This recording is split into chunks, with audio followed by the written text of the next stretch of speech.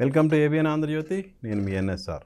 ఈరోజు మనతో పాటు నటుడు ఆదిత్య ఓం ఉన్నారు. 2002లో లాహిరితో తన కెరియర్ స్టార్ట్ అయింది. రీసెంట్గా రిలీజ్ అయిన బందీ వరకు సుదీర్ఘమైన కెరియర్ తనది.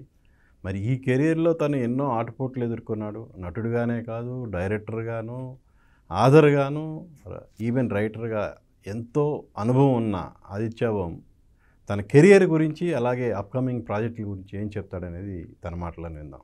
హాయ్ ఆదిత్య. హలో సార్, నమస్తే అండి. చాలా సంతోషం అండి మళ్ళీ మీతో కలవడానికి. ఎలా ఉన్నావు? ఆల్ వెల్ అండి, చాలా బాగున్నాను. లాంగ్ కెరియర్ అండి. చాలా దాంట్లో అన్ని టైప్స్ ఆఫ్ అనుభవాలు, అప్స్ డౌన్స్. మీ ఫస్ట్ సినిమా నుంచి చూస్తూనే ఉన్నాను యాక్చువల్గా. Sir thank you so much. So no change, but at the same time ఆర్టిస్ట్గా అంటే నాకు అనిపించింది ఆదిత్య ఓంకి రావాల్సినంత గుర్తింపు రాలేదు అని అనిపిస్తుంది. ఎస్, అది నాకు కూడా అలాగే అనిపించింది. బట్ నేను నా ప్రయత్నాలు, నా ప్రయోగాలు అన్నీ దాంట్లోనే ఉన్నాను. కొత్తగా కూడా బందీ సినిమా రిలీజ్ అయింది. అది ఒక సింగిల్ యాక్టర్ సినిమా. అది పర్యావరణం మీద ఉంది. ఎలా ఉంది రెస్పాన్స్? అంటే సార్, రేపు సినిమా సెకండ్ వీక్కి ఎంటర్ అవుతుంది. ఇట్లాంటి యూనిక్ ఎక్స్పెరిమెంట్కి ఇది గొప్ప విషయం కదా, సెకండ్ వీక్లో సినిమా ఉండడం. సో బట్ మా ప్రొడ్యూసర్ డైరెక్టర్ గారు స్ట్రాటజీ కొంచెం వర్కౌట్ అవుతుంది అట్లాంటి అనిపిస్తుంది.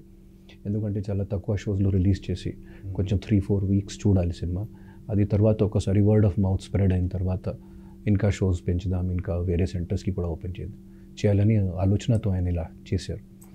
సో నాకు సంతోషం ఏంటంటే సార్, నాకు క్రిటిక్స్ తరఫున, ఫిల్మ్ క్రిటిక్స్ తరఫున, నార్మల్ జనాల తరఫున నాకు చాలా మంచి రేటింగ్స్ కానీ రివ్యూస్ వచ్చింది. మినిమం రేటింగ్స్ నిజంగా చెప్పాలంటే 2.75 వచ్చింది. మ్యాక్సిమం రేటింగ్ 3.5 కూడా సినిమాకి వచ్చింది. సో అదే, but at the same time ఇంకా చాలా చేయాలి. అండ్ మా ప్రొడ్యూసర్ గారికి కూడా కొంచెం ఆ సినిమాకి కొంచెం ఇంకా బూస్టప్ చేయాలి, పబ్లిసిటీ రకంగా కానీ వేరే. యాక్చువల్గా సినిమాకి కథ, స్క్రీన్ ప్లే, మాటలు అండ్ ఆర్టిస్ట్ కథ యాక్చువల్లీ ఒక చిన్న లైన్ మా ప్రొడ్యూసర్ గారు నాకు చెప్పాడు. ఆ idea, germ of an idea. ఆదిత్యది ఎన్వైరన్మెంట్ మీద ఒక సినిమా తీయాలి. ఈరోజు ఎన్వైరన్మెంట్ అంటే చాలా ముఖ్యమైన విషయం కదా, కానీ ఒక థ్రిల్లర్ సినిమా చేయాలి, ఒక చిన్న బడ్జెట్లో చేయాలి, చాలా తక్కువ క్యారెక్టర్స్తో చేయాలి. సో నా దగ్గర ఒక కథ ఉండేది, ఒక యారోగెంట్ లాయర్, ఒక యారోగెంట్ లాయర్ది. సో నేను డైరెక్టర్ గారికి చెప్పాను, ఈ కథ ఇలాంటివి చేస్తే బాగుంటుంది. సో ఆయనకి నచ్చింది, మీరు ఇంకా కొంచెం డెవలప్ చేయండి. సో నేను కథ డెవలప్ చేశాను. సో ఆ కథ డెవలప్ చేసిన తర్వాత మా ప్రొడ్యూసర్ డైరెక్టర్ గారు ఇచ్చిన ఇన్పుట్స్ వల్ల it all became very nice, it came very beautiful. ఇప్పుడు మన ఇండియాలోనే కాదు, టోటల్గా వరల్డ్ వైడ్గా కూడా ఎన్విరాన్మెంట్ మీద అసలు ప్రజల్లో ఎందుకు అంత అవగాహన అనేది ఎందుకు పెరగట్లేదు? అవగాహన పర్యావరణం మీద అంటే ఉండాలి కదా సార్. పర్యావరణం అంటే మంచి ఎన్వైరన్మెంట్ లేకపోతే ఏమీ ఉండదు కదా. ఇట్ ఈస్ ఈ పంచభూతాలు వల్ల మేము అందరం బ్రతికి ఉన్నాను. And because of we need clear air, clean water. ఈ అంటే బట్ ఇది actually this is the most important issue. ఈరోజు చాలా ముఖ్యమైన విషయం సార్ ఇది. బట్ జనాలు వేరే దాంట్లో ఓట్ చేస్తారు, వేరే విషయాలకి వెళ్తారు. కానీ ఎంత ముఖ్యమైన ఈ విషయం అంటే sir, we cannot live. And మేము ప్రతిరోజు చూస్తున్నాను కూడా మా రియల్ లైఫ్లో కూడా. అంటే ఈ because of pollution so many medical emergencies are happening, కొత్త డిసీజెస్, కోవిడ్ రావడం, ఇది అన్నీ ఒక రకంగా చెప్పాలంటే ఓన్లీ మాత్రం పర్యావరణంలో ఉన్న నాశనం వల్ల ఇది అన్నీ పెరిగింది.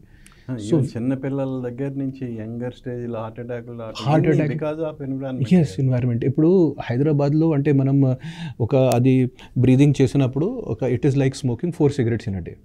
మనం స్మోకింగ్ చేసినా కూడా అక్కర్లేదు. ఢిల్లీలో ఇట్లాంటివి చేసినప్పుడు 50 cigarettes ఇన్ అ డే. ఇట్లాంటి పరిస్థితుల్లో కూడా జనాల మైండ్లో ఈ మ్యాటర్ అంతా ఎక్కలేదు. ఓన్లీ మాత్రం కొన్ని యూరోపియన్ కంట్రీస్లో మీరు చెప్పినట్టు ఆఫ్ఘానా కానీ అది ఉంది. ఇది ఒక ఇంపార్టెంట్ ఈ ఇష్యూ మీద మనం సంథింగ్ ఏదో చేయాలని. బట్ బందీ సినిమాకి వస్తే సార్, ఆఫ్ కోర్స్ ఇది మెసేజ్ ఓరియంటెడ్ సినిమా, కానీ దాంట్లో ఎంటర్టైన్మెంట్ కూడా ఉంది. ఓన్లీ మాత్రం మెసేజ్ ఇవ్వాలంటే వీ కెన్ డూ ఒక డాక్యుమెంటరీ కూడా చేసుకోవచ్చు. కానీ ఒక మంచి థ్రిల్లింగ్, ఒక పేస్ ఉన్న సినిమా, దాంట్లో ఎంటర్టైన్మెంట్తో పాటు లోపల ఒక మెసేజ్ కల్పించేసి ఈ సినిమా ముందుకి రావడం జరిగిందండి. So but it is a very important issue this today environment and all. And పెద్ద సినిమాలు వాళ్ళు కూడా దీని మీద సినిమాలు చేయాలి.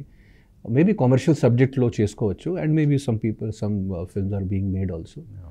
ఎందుకంటే కొంత ఎన్వైరన్మెంట్ ఈస్ వెరీ ఇంపార్టెంట్.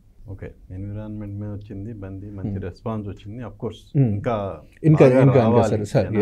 కానీ మేము సినిమా చేసినప్పుడు సార్ ఈ సినిమా బ్లాక్ బస్టర్ అవుతుంది ఎప్పుడు అనుకోలేదు, మీకు ఫ్రాంక్గా చెప్తున్నాను. ఇట్లాంటి సినిమా న్యాచురల్, డెఫినెట్గా మనం అంత బ్లాక్ బస్టర్ అని మనం ఎక్స్పెక్ట్ చేయలేము. అవును సార్, ఎక్స్పెక్ట్ చేయలేము. ముందే ఎంచుకున్న సబ్జెక్ట్ అలాంటి. ఎస్ సబ్జెక్ట్ అండ్ ట్రీట్మెంట్ అలాంటివి ఉంటుంది. సో బట్ సినిమాకి ఒక మంచి పేరు రావాలి. మా ప్రొడ్యూసర్ డైరెక్టర్గా లోపల ఉన్న ఒక ప్యాషన్తో తీశారు. అమెరికా నుంచి వచ్చి ఒక సినిమా తీయడం, అది కూడా my market is not great right now. నాతో ఒక సినిమా సింగిల్ యాక్టర్ సినిమా తీయడం అంటే it is a great thing. And నాకు నిజంగా చాలా హ్యాపీనెస్ ఉంది, ఎందుకంటే ఇట్లాంటి సినిమాలు ప్రతిరోజు రావు, చాలా తక్కువ వస్తుంది. సో ప్రతి యాక్టర్కి సార్ ఒక అంబిషన్ ఉంటుంది, ఒక ఇట్లాంటి సినిమాలు చేయాలి, సింగిల్ యాక్టర్ సినిమాలు చేయాలి. అది నాకు నా కెరియర్లో వచ్చింది. ఐ ఫీల్ వెరీ గ్రేట్, అది నా అదృష్టం. లాస్ట్ వీక్ బందీతో వచ్చావు, నెక్స్ట్ వీక్ మళ్ళా షణ్ముఖతో రావు. అవును, నెక్స్ట్ వీక్ కాదండి 21st షణ్ముఖ కూడా వస్తుంది. సో ఇలా బ్యాక్ టు బ్యాక్ సెకండ్ ఇన్నింగ్స్లో కొంచెం of course luck is favouring me. కానీ ఒక మంచి హిట్ ఇంకా నాకు నేను ఒక మంచి హిట్ కోసం ఇంకా వెయిటింగ్ చేస్తున్నాను. ఒక రేంజ్ హిట్ రావాలి, ఒక బ్లాక్ బస్టర్. నువ్వు మంచి హిట్ రావాలన్నావు కాబట్టి నేను ఒక క్వశ్చన్ అడుగుతా. లాహిరిలో తర్వాత ఇప్పటి వరకు నువ్వు దాదాపు 25 ఫిల్మ్స్. ఆ 25 ఫిల్మ్స్ నీకు పేర్లు గుర్తున్నాయా? నేను చెప్పగలుగుతాను సార్. చెప్పగలుగుతా? చెప్పండి. Okay, first film Lahari, Dhanalakshmi, I love you, ఒట్టు, అమ్మాయి ఎవరు తెలియదు, మీ ఇంటికి వస్తే ఏమి ఇస్తారు, మా ఇంటికి వస్తే ఏం తెస్తారు, ప్రేమించుకున్నాం, Pelliki Randi, Bhama Kalapam, please sorry thank you, DTS Nishabdham, Aakhari page, friend request, మా అన్నయ్య బంగారం, ప్రేమ ఇది చిరునామా, అంటే ఇంకా ఉన్నాయి సార్. దహనం 10 సినిమాలు చెప్పారు. కాదు సార్, ఇంకా చెప్తున్నాను. దహనం, చేతిలో చేసి చెప్పు బావా, ఆది పర్వం, నాతో నేను, వాడు జిమ్మాడు, చాలా ఉన్నాయి సార్. ఆల్రెడీ 17-18 చెప్పాను. ఎందుకు అడిగా అంటే ఇప్పుడు ఏ సినిమా కూడా నీకు ఒక స్ట్రైట్గా ఒక ఈ సినిమా ఆదిత్య ఉంది అనే ఇది లేదు. కరెక్ట్ ఒప్పుకున్నా, ఇది 100% కరెక్ట్. అది ఎలా మిస్ఫైర్ అయింది, ఎందుకు మిస్ఫైర్ అవుతుంది అది నాకు తెలియదు. సరే, ఒక్కోదానికి ఒక కారణం ఉంటుంది. ఒక కారణం ఉంటుంది. మేబీ సార్ ఆ కమర్షియల్ రేంజ్లో ఆదిత్యంకి చూపించాలంటే not a single producer. But నేను ఆర్టిస్ట్గా ఆదిత్యం ఫెయిల్ అయ్యాడని నేను చెప్పండి. కరెక్ట్ సార్, సినిమా 100% సార్. ఒక హీరోకి ఉన్న బాధ్యతలు, ఒక హీరో అంటే ఒక హీరోలో ఆ హీరో వేషం ఉన్నప్పుడు ఒక బాధ్యతలు కూడా ఉన్నాయి కదా సార్. ఈ సినిమాకి నిలబడాలి, ఈ సినిమా ద్వారా ప్రొడ్యూసర్కి మంచి బిజినెస్ కూడా రావాలి. Maybe sir I was not able to prove in my peak time according to that. So నేను మళ్ళీ ట్రై చేస్తున్నాను. మేబీ సెకండ్ ఇన్నింగ్స్లో అట్లాంటి సినిమాలు రావచ్చు, అదే నమ్మకంతో నేను ముందుకు వెళ్తున్నాను. బట్ అది హోప్ కూడా కనపడుతుంది కదా. షణ్ముఖ అనేది ఒక డిఫరెంట్ సబ్జెక్ట్, అదర్ యాంగిల్, విలన్గా ఒక కొత్త యాంగిల్లో.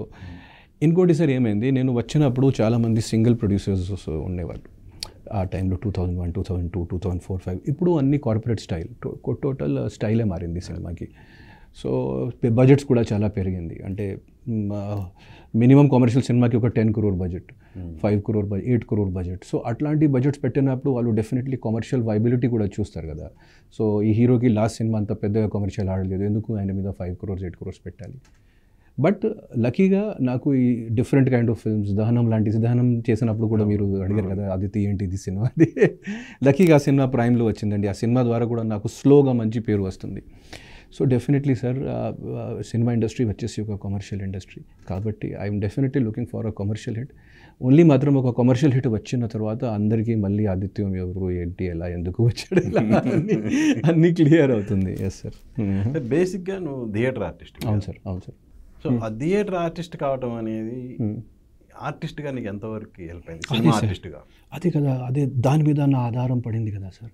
అదే కదా, because in theatres we learn so many things అండి. బాడీ లాంగ్వేజ్ అయినా సరే, కొన్ని ప్లేస్ నేను జిబ్రిష్లో కూడా చేశాను, అంటే ఏమీ లాంగ్వేజ్ లేకుండా. కొన్ని మైమింగ్ యాక్ట్ కూడా జరిగింది. సో ముఖ్యంగా ఒక ఆర్టిస్ట్, ఒక యాక్టర్ అవ్వాలంటే మెయిన్ థింగ్ కావాలి confidence.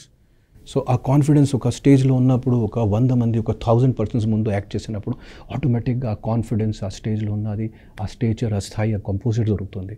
So definitely because of that theatre experience I could do all these kind of characters. And థియేటర్లో కూడా సార్ నేను దాదాపు ఆల్మోస్ట్ మోర్ దెన్ 100 ప్లేస్ చేశాను. So it was the only plus thing for me. And నేను ఇందాక ఆర్టిస్ట్గా fail కాలేదన్నాను. ఎందుకన్నా అంటే 2002లో నువ్వు హీరో ఇంట్రడ్యూస్ అయ్యి 2004లోనే ఒక సైలెంట్ మూవీ చేసావు. అవును సార్, మీకు గుర్తుంది. సో షార్ట్ పీరియడ్లో ఒక సైలెంట్ ఫిల్మ్ చేసి మెప్పించడం అనేది మామూలు విషయం కాదు. ఆ టైంలో కూడా sir I wanted to do all kinds of experiments. ఎందుకంటే నాకు కెరియర్ స్టార్టింగ్లోనే ఈ మ్యాటర్ తెలిసిందంటే నా మీద ఎవరు ఒక మల్టీ స్టారర్లో నాకు పెడతారు, కానీ జస్ట్ నా మీద ఎవ్వరు 5 crores 6 crores పెట్టరు. సో డెఫినెట్లీ ఒక డిఫరెంట్ మార్క్, ఒక డిఫరెంట్ బ్రాండ్ ఉండాలి ఆదిత్యం అంటే, ఒక డిఫరెంట్ ఫిల్మ్స్. సో ఆ ఆలోచనతో నేను ఆ టైంలో ఆ మూకీ సినిమా చేశాను. కానీ అన్లక్కీగా ఆ సినిమా హిందీలో రిలీజ్ అయింది, కానీ ఇక్కడ రిలీజ్ అవ్వలేదు. ఇక్కడ ఉన్న ప్రొడ్యూసర్స్ వల్ల సంథింగ్ ఏదో ప్రాబ్లం జరిగింది. సో అది కూడా ఒక బ్యాడ్ లక్.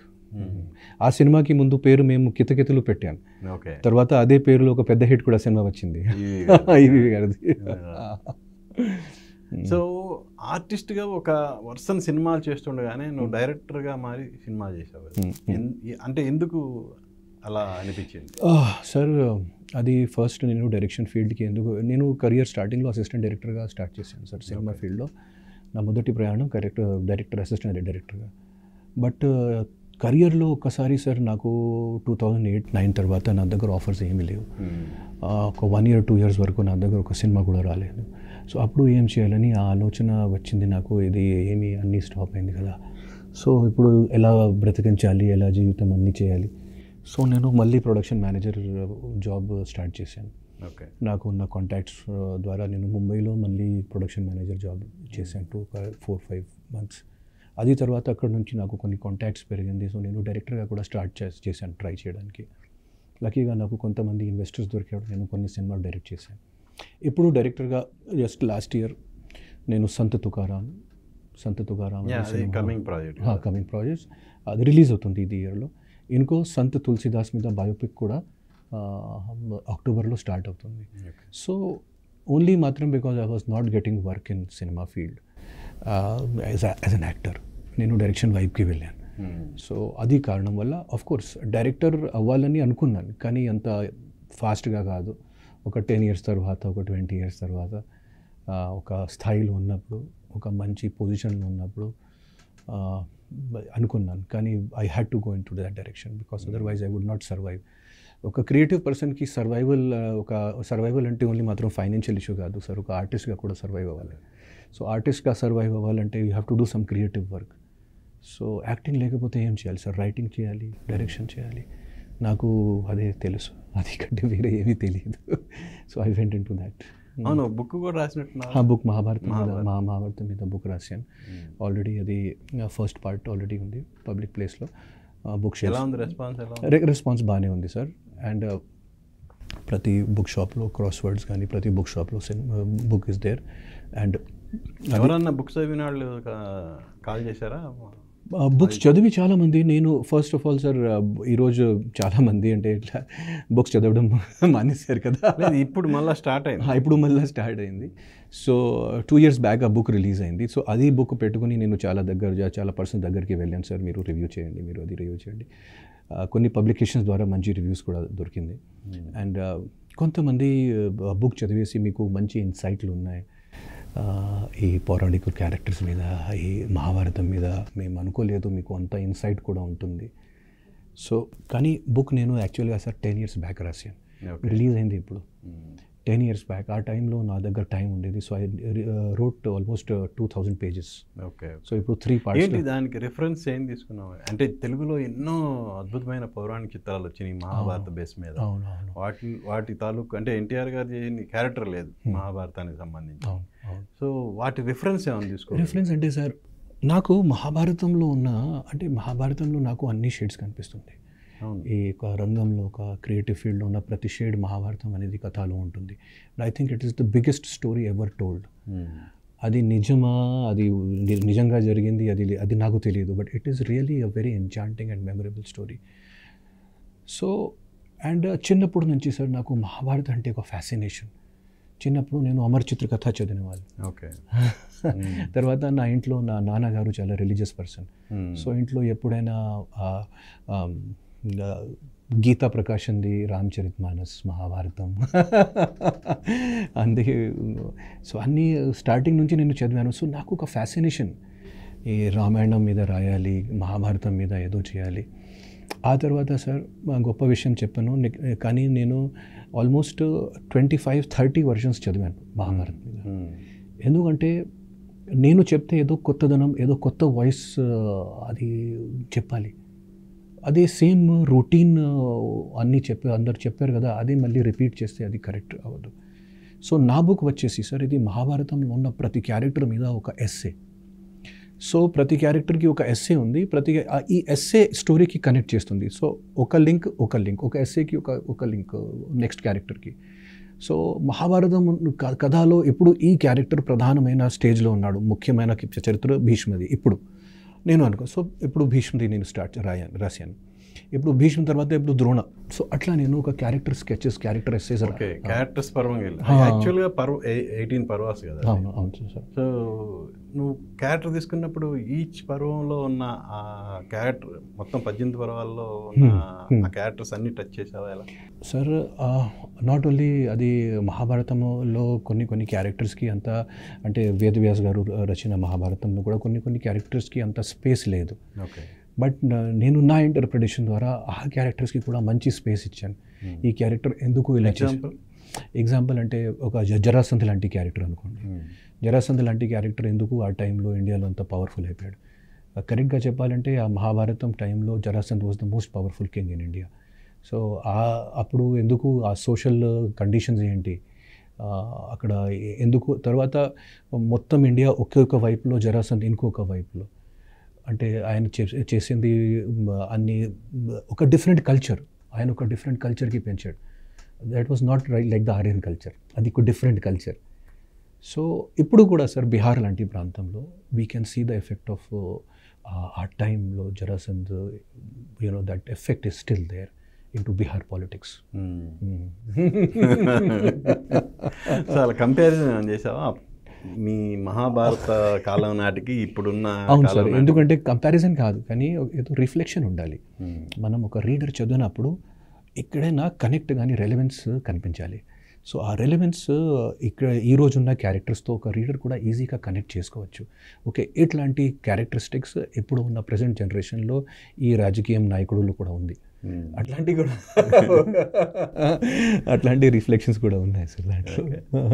సో బిగినింగ్లో కొంచెం అంటే ఏదో కో ప్రొడ్యూసర్గా కూడా ఒక హారర్ ఫిల్మ్ చేసావు, అలాగే థ్రిల్లర్ ఫిల్మ్ చేసావు.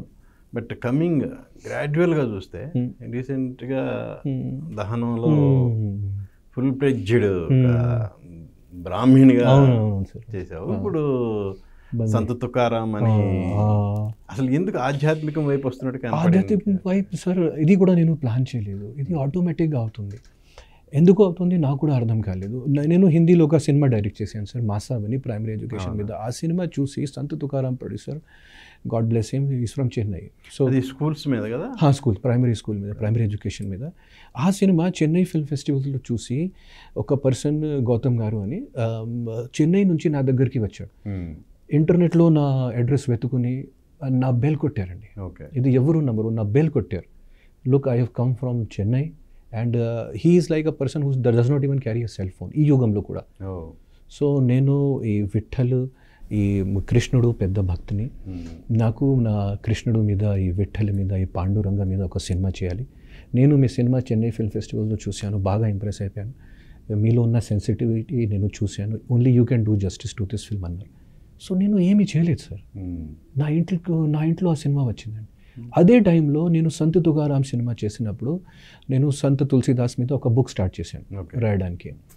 అనుకోకుండా గుజరాత్ నుంచి ఒక పెద్ద ప్రొడ్యూసర్, పెద్ద సూపర్ రేంజ్ ప్రొడ్యూసర్ వచ్చేసి, ఆదిత్య మీ దగ్గర ఇంకా ఏమైనా సబ్జెక్టులు ఉన్నాయి ఇట్లాంటి.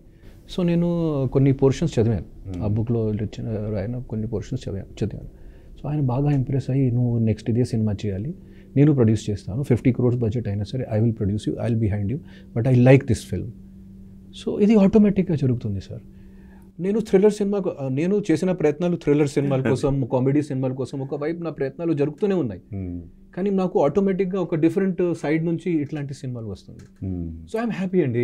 అంటే I did not plan all this, it is going in some direction, I don't know. అంటే యాక్చువల్గా ఎక్కువ సినిమాలు చేసిన తెలుగులో ఆర్టిస్ట్గా. అవును సార్, అవును సార్. బట్ యాజ్ ఎ డైరెక్టర్గా ఉర్దూ ఫిల్మ్ చేసావు, హిందీ ఫిల్మ్ చేసావు, ఇంగ్లీష్ డాక్యుమెంటరీ చేసావు. అవును సార్, అవును సార్. బట్ తెలుగులో తెలుగులో సార్ చేయను, ఎందుకంటే నేను ఒకసారి మూకీ సినిమా చేసిన తర్వాత కొంచెం డైరెక్షన్లో నేను టచ్ చేశాను.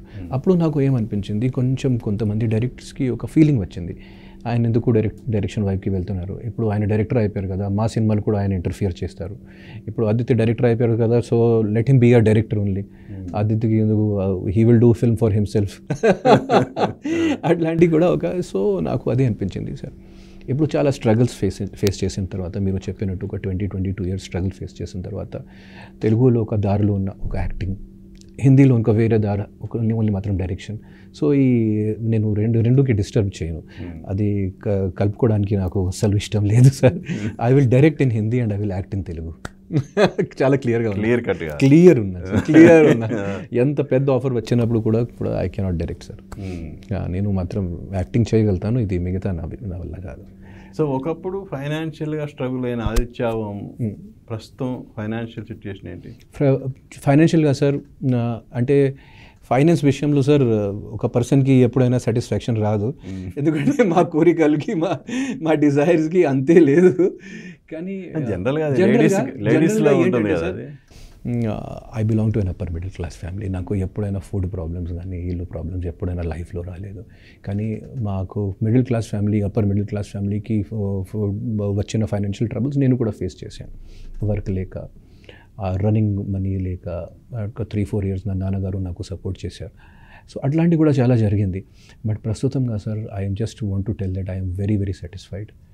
అండ్ ఇంకోటి సార్, నాకు డిమాండ్స్ లైఫ్ నుంచి ఎక్కువ ఏం లేదు. I'm very much.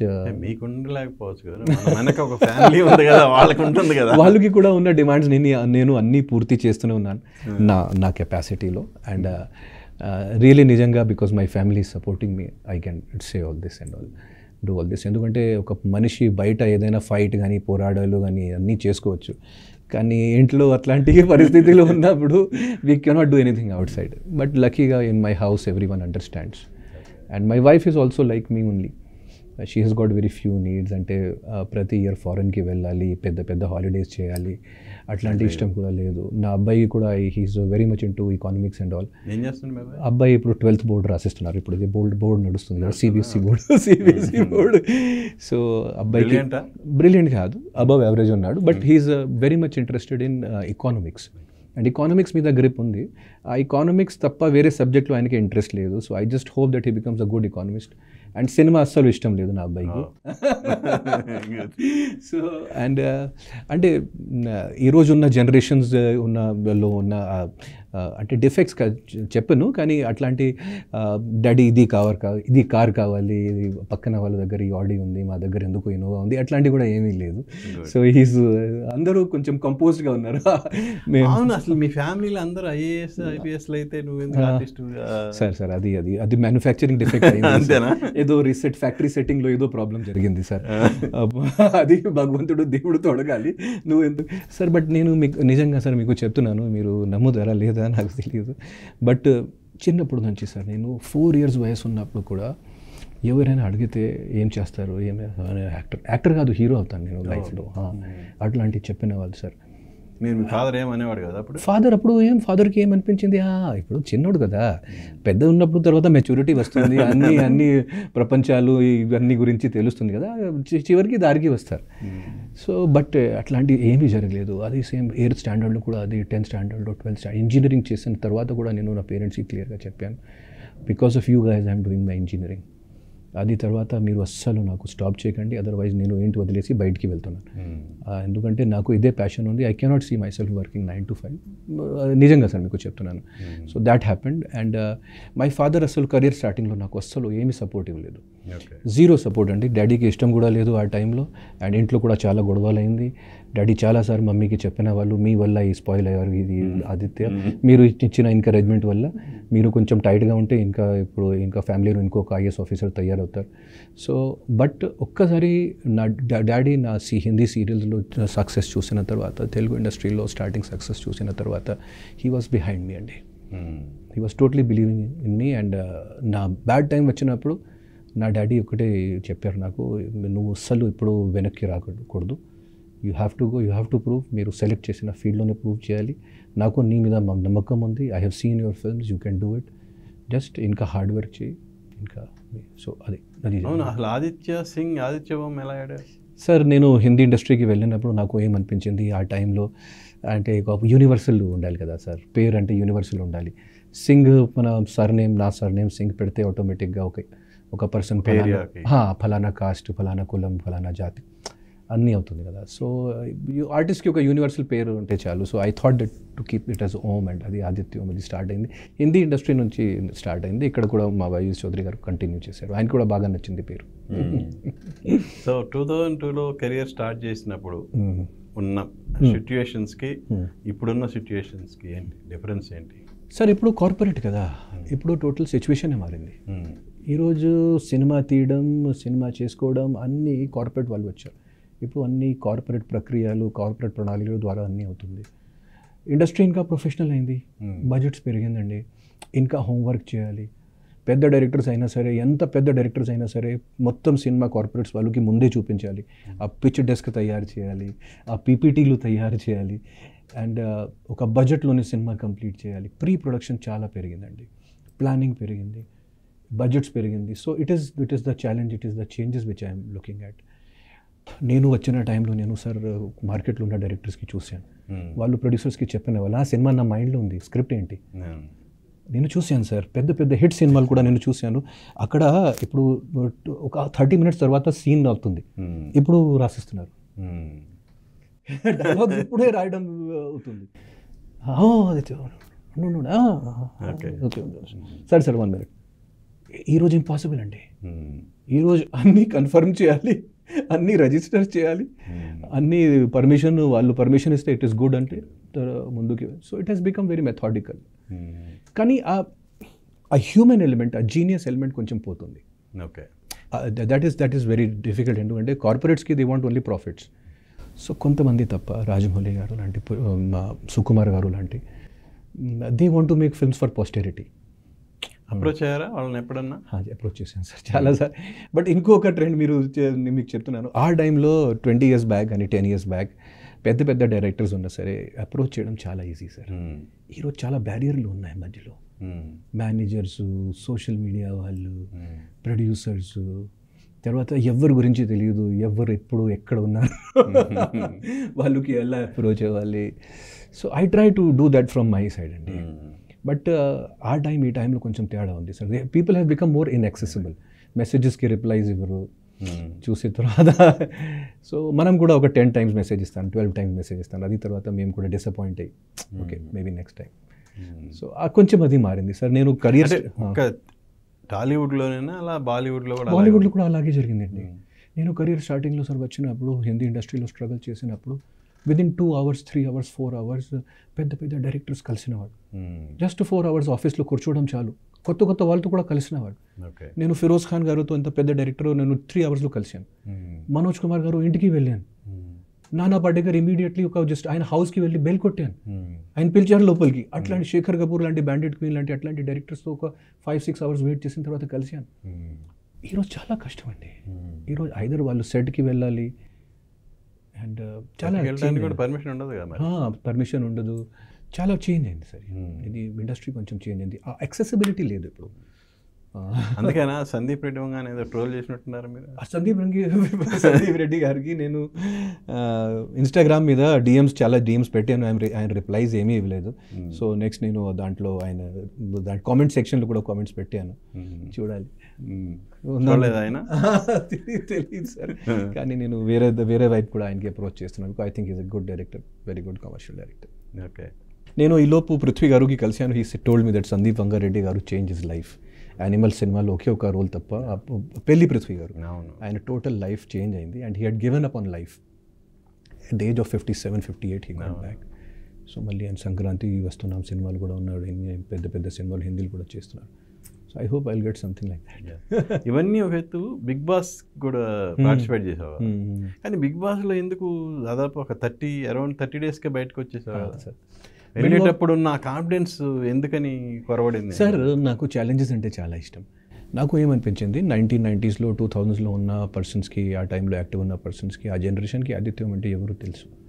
బట్ ఈ ప్రజెంట్ జనరేషన్కి ఆదిత్యం అంటే ఎవరు, they are hazy about it, they really do not know. So వాళ్ళు నా సినిమాలు చూడలేదు మేబీ. సో వాళ్ళతో కనెక్ట్ అవ్వడానికి కొత్త జనరేషన్తో, తర్వాత పాత జనరేషన్ మళ్ళీ రిజిస్టర్ చేయడానికి నేను ఇప్పుడు కూడా ఉన్నాను, ప్రయత్నాల్లో ఉన్నాను, ఇప్పుడు కూడా ఫిట్గా ఉన్నాను. I want to connect again with the Telugu audience. So అది ఆలోచన దృష్టిలో పెట్టుకుని నేను బిగ్ బాస్కి వెళ్ళాను. అండ్ ఆఫ్ కోర్స్ నాకు తెలుసు Bigg Boss is not a very easy thing sir. And నిజంగా సార్ అక్కడ ఒక మంత్, ఒక నెల ఎలా గడిపించాను నాకే తెలుసు ఆ టైం గడపడం ఏంటి. Bigg Boss it is very very difficult అండి అది నిజంగా. బట్ ఒక లైఫ్ లాంగ్ ఎక్స్పీరియన్స్. నాకు ప్లస్ అయింది బిగ్ బాస్ సార్, నాకు చాలా నాకు చాలా ప్లస్ అయింది. ఎందుకంటే మళ్ళీ ఆడియన్స్ మైండ్లో నా ఫేసు, నా నేమ్ రిజిస్టర్ అయింది. ఇప్పుడు నేను ఎక్కడైనా వెళ్తే హైదరాబాద్లో కానీ బెంగళూరులో కూడా అందరూ మళ్ళీ రికగ్నైజ్ చేస్తారు. యంగ్స్టర్స్కి తెలియదు నేను సినిమాలు కూడా యాక్ట్ చేశాను. Sir you're in Bigg Boss, I know you're in Bigg Boss అంటారు. ఓన్లీ మాత్రం బిగ్ బాస్ కాదు, మీ డాడీకి అడుగు నేను చేసిన సినిమా. So okay, oh sir you did so many films అంటారు. So it is like that. So for me it is positive. So I know how to use that platform correctly. But recent Bigg బాస్కి ఆ craze తగ్గిపోయింది actually sir. అది ఇంకా తగ్గిపోతుంది అంటే దానికి కారణం ఏంటంటే సార్, జనాలకి కొంచెం అటెన్షన్ పవర్ కూడా తగ్గుతుంది ఈరోజు. ఒక 1 hour చూడాలంటే, ఇది చూడాలంటే కొంచెం కష్టమే కదా. అండ్ ఇంకోటి సార్, మనం రెగ్యులర్ టీఆర్పీస్ వల్ల ఒక ప్రోగ్రామ్కి జడ్జ్ చేయాలి, అది దాంట్లో తప్పు ఉంది. ఎందుకంటే బిగ్ బాస్ లాంటి ప్రోగ్రామ్ 24 hours ఉంది sir. Non stop 24 hour telecast ఉన్నప్పుడు డెఫినెట్లీ ఆ 9 o'clockకి టీఆర్పీ ఎలాగైనా తగ్గుతుంది సార్. సో ఓన్లీ మాత్రం maybe the craze has gone down maybe. But ప్రతి సీజన్ అలాగే కదా, ప్రతి సీజన్ వేరే వేరే అది అవుతుంది.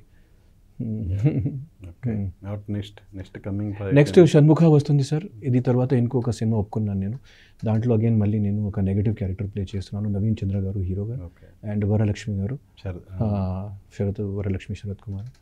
And I'm doing that film. ఇంకొక సినిమా హిట్ అండ్ రన్ అని ఒప్పుకున్నాను. So that is I think going to be associated with some OTT channel, అది ఓటీటీ సినిమా. సో ఈ 2 సినిమాలు ఇప్పుడే జస్ట్ లాస్ట్ విజిట్లో ఒప్పుకున్నాను. అండ్ షణ్ముఖ రిలీజ్లో ఉంది. ఈ 2 సినిమాలు షూటింగ్ ఉన్నప్పుడు వేరే ప్రాజెక్ట్స్ కూడా వస్తుంది. ఇంకొక వైపు అక్టోబర్లో అసంత తులసిదాస్ స్టార్ట్ చేయాలి. So yeah, plate is full. కానీ ఆ హిట్ కావాలి సార్, కోరిక హిట్ కావాలి. డైరెక్టర్గా సక్సెస్ అయితే ఆర్టిస్ట్గా అంటే ఆర్టిస్ట్గా ఎక్కువ చేయాలనే ఇంటెన్షన్ తగ్గిపోద్దేమో లేదా?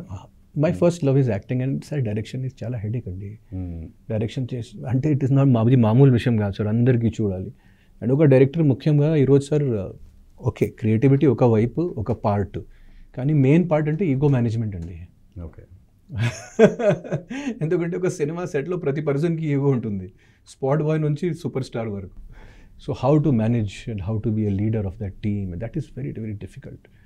క్రియేటివ్ ఒక వైపు, ఇది ఒక వైపు. సో డైరెక్షన్ అంటే నాకు బాధ్యత, it is responsibility, it is undertaking. But acting is like hobby, acting is like fun for me. యాక్టింగ్లో నాకు ఒక రిలీఫ్ కూడా వస్తుంది. It is so easy sir. Get up in the morning, makeup, సెట్కి వెళ్ళడం, హాఫ్ అన్ అవర్ 40 minutes పని చేయడం, మంచిగా. ఫైనల్గా ఏంటి గోల్, ఏంటి Aditya Om? Sir no goal sir, I just take life as it comes అండి. ఓన్లీ మాత్రం I live in the moment, I try to live in the moment. నా స్ట్రగుల్స్ గురించి, నా దాంట్లో నా సక్సెస్ గురించి, నేను ఎవ్వరు ఫెయిలియర్ ఉన్నప్పుడు కూడా నేను పెద్దగా పట్టించుకోను, సక్సెస్ వచ్చినప్పుడు కూడా నేను సీరియస్గా తీసుకోను. So I just take life as it comes and I try to learn every day, because ultimately we all are students of life. ఒక ఆర్టిస్ట్ అంటే student of life. So this is what I try to do, this is how it is going. Good, nice to talk. 21 release అవ్వబోయే Shanmukha hit కావాలి. Thank you. అంటే ఆర్టిస్ట్గా ఒక turn, విలన్గా చేసిన cinema కాబట్టి, సో విలన్గా కూడా మంచి పేరు తెచ్చుకోవాలి. అంటే ఆర్టిస్ట్ అన్న తర్వాత ఏదైనా చేయగలగాలి. ఎస్ సార్ విజయ్ సేతుపతి గారు చూడండి, యా, హీరోగా కూడా చేస్తున్నారు. All type of all type of so నువ్వు కూడా అలాగే మంచి క్యారెక్టర్లు చేస్తూ మంచి పేరు తెచ్చుకోవాలి. డైరెక్టర్గా రాబోయే తులసీదాస్ సినిమా కానీ సంత్ తుకారాం కానీ రెండు మంచి హిట్ అవ్వాలి. Sir thank you, all the best. Thank you sir, thank you. చూశారు కదా ఆదిత్యవంతో మన స్పెషల్ చిట్ చాట్. మళ్ళీ మరో గెస్ట్తో మీ ముందుకు వస్తాను. మీ ఎన్ఎస్ఆర్ సైనింగ్ ఆఫ్.